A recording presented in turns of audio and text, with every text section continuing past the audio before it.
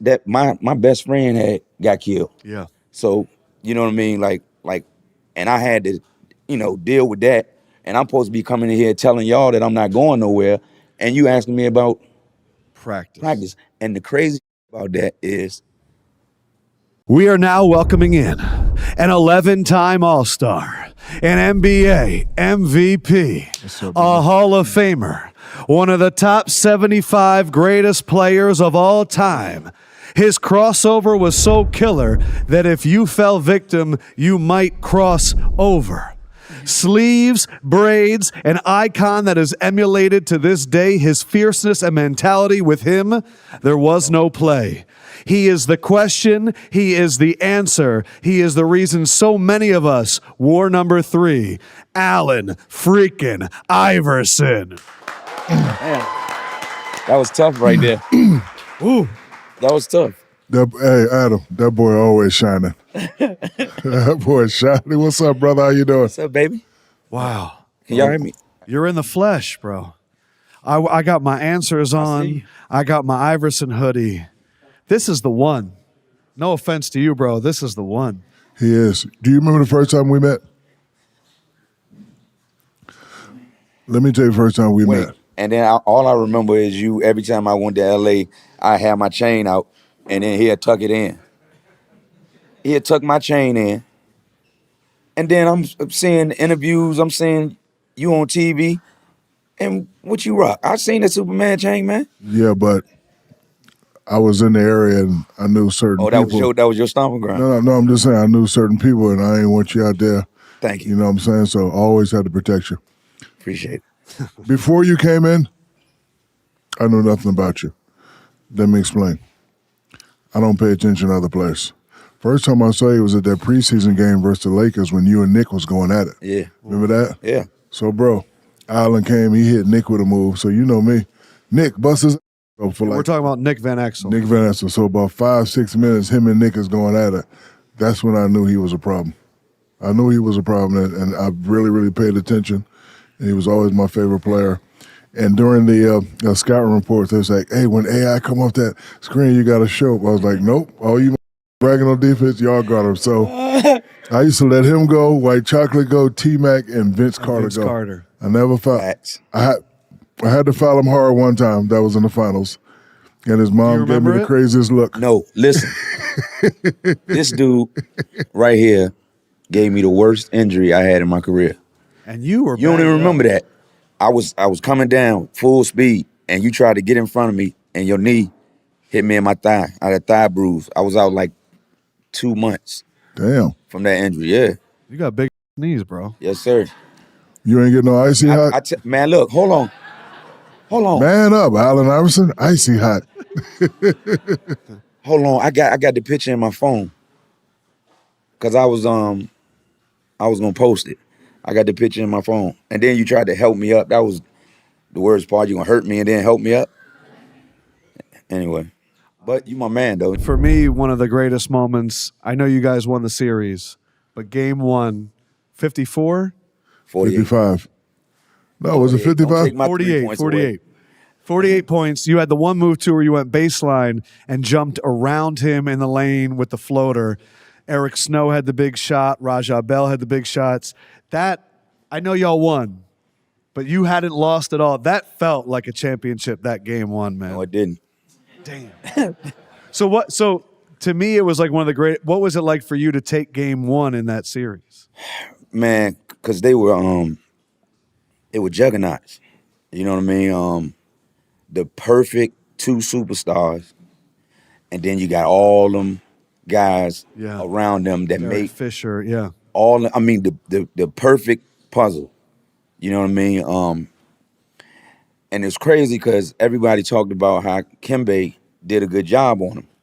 But he averaged, what, Reggie? 35? I think it was 15? like 35 and 15. Yeah, and I'm like, everybody keeps saying, man, Kembe did a good job on Shaq. I'm like, what game was y'all watching? And that's my man. Like, what game was y'all watching?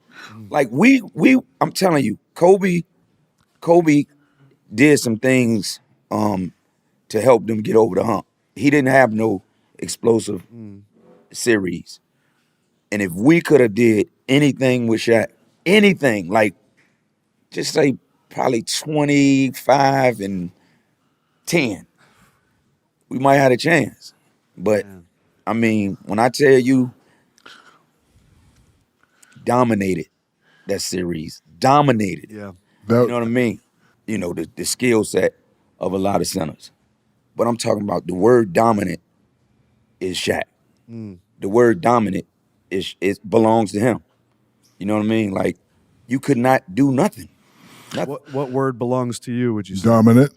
Dominant, yeah. Stephen A said something a while back. He was like, after all the stuff that he been through in his life, the game is easy when you make it from where I'm from. It's just a game. I was telling Reggie, my man, keep bringing him up because he's my basketball head. Like, we always just talk basketball. And he was like, man, did you get nervous before games? And I was like, hell yeah. Like, I got nervous if I played one-on-one. I got nervous pickup, preseason game, regular season game. So every game is the same to me. I'm going to play the same way regardless of if it's the first game of the season or we're in the finals. I'm going to play the same way. You know what I mean? And all it take is, you know, the nervous energy. All it takes is somebody to run into you one time and then I just go away. Stephon Marbury, and Steve Nash. Really? Yeah, but see, I remember my first game, and KJ I was the same speed, fast like him, all that. But he had that, I call it a John Stockton mentality. Just, you know, you might not be so athletic, but The game is slow in your mind. It's slow down. And then Coach Brown used to tell me, like, you don't have to go fast all the time. You know what I mean? You got to think the game. KJ was backdooring me. He was just destroying me because he was just outsmarting me. And that was the first time I got destroyed in my life. He had, 36, 9 and 9. And I remember Mo Cheeks coming up to my locker and was like, you know, don't worry about it. I was literally crying. He was like, don't worry about Regular season it. game. Huh? Like a regular season Regular game. season. I never let nobody destroy me like that. And he was like, don't worry about it, AI. One day you'll get somebody 36, 9 and 9. And I'll never forget that. And I just saw KJ in LA and we talked about that. I can tell when somebody's scared of me.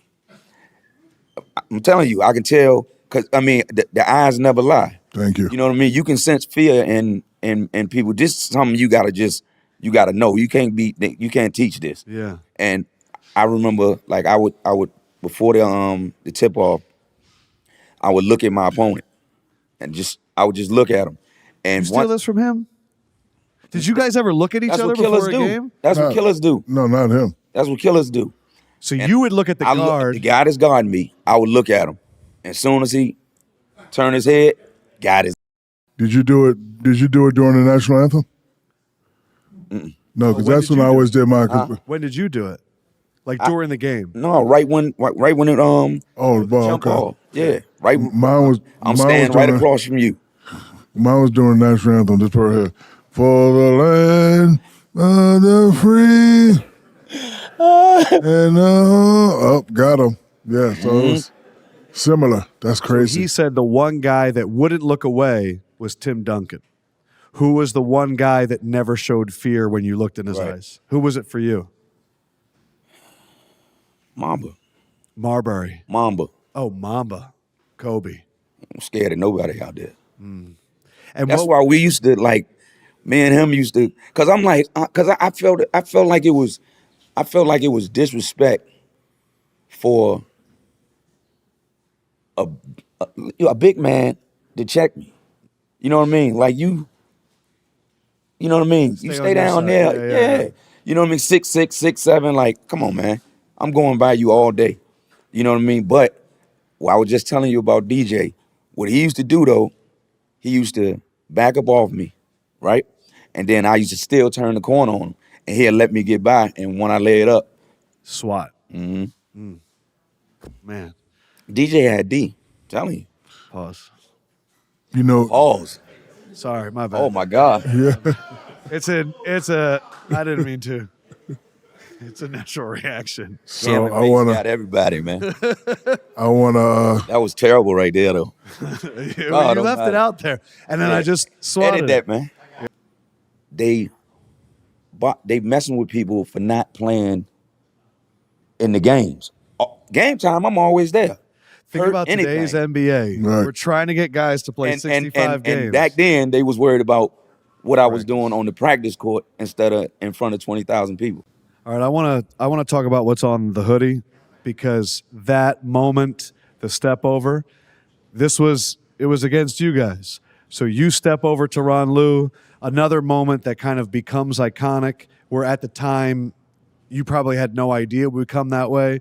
I'm curious what it was like from your perspective, and then you facing him in that moment where, like, you appreciate greatness. And I think so, but it was against your teammate. So maybe I'll let you go first. There's two answers. First answer, you gotta act like you're mad. Like, what? But then when I got to the bench, Jerome was behind me. I was like, damn, you see that? Just did the towel. I had the towel over. I was like, Jerome, you see that? This is how God damn, that cold. And then when the camera pan back around, you gotta be like, but I was there. Man, you're I saw it. Dude, man. Man, look. All right, And now he's going to go down as one of the since greatest. you know the coaches. picture, Yeah. I mean the picture. Since you know the play, right? Did you see anything out of the ordinary that he did on that play? Thinking back, You no. weren't watching it too good. Was he fouling you? He was holding my hand. Ah. He was holding my hand on that play. See, because I think of the whole story going up was, here was young Tyronn Lue. He got the same braids. He was trying to be the Iverson stopper. Like, it seemed like he was trying to create this image to be the guy that stopped you. And so I thought that was the buildup of it. He told me, he said, Shaq and Kobe was on him because he looked up to me when he was in college. And they was saying, basically, you gonna let him bust your, Yeah. you know what I mean? Pause. Damn. No, it's okay. Yeah. He gonna, and that's why, I mean, he was, man, I'm gonna put him in there too. I'm gonna put Ty in there with, Play Me Tough. Cause He's one of the best coaches of all time now. And I love him, dog. I love that dude so much. And look, I remember when he got traded to the Wizards. So we had the free throw line, and he was like doing what he do, pestering me. And I was like, man, go ahead with that. I said, man, that little $5 million you got paid, man, that's because of me. He said what I would say. He looked at me and said, thank you. And I laughed, and we've been like this ever since. He's awesome. So look, brother, we know we got to go. I want to say thank you for taking time, and I will see you in the Reebok office soon. We got a lot of work to do. You know, we don't really have a basketball program, so I'm not going to bother you a lot, but I may need you to make some calls and go check out some kids, and see you in about 20 minutes, and I appreciate you, and I love you, I love your family. Love you too. You know, if you ever need anything from me, brother, Thanks, big bro. I'm always there. All right? I appreciate Give it you. up for Allen Iverson, everybody. Love you, my boy. I'll see you in a few.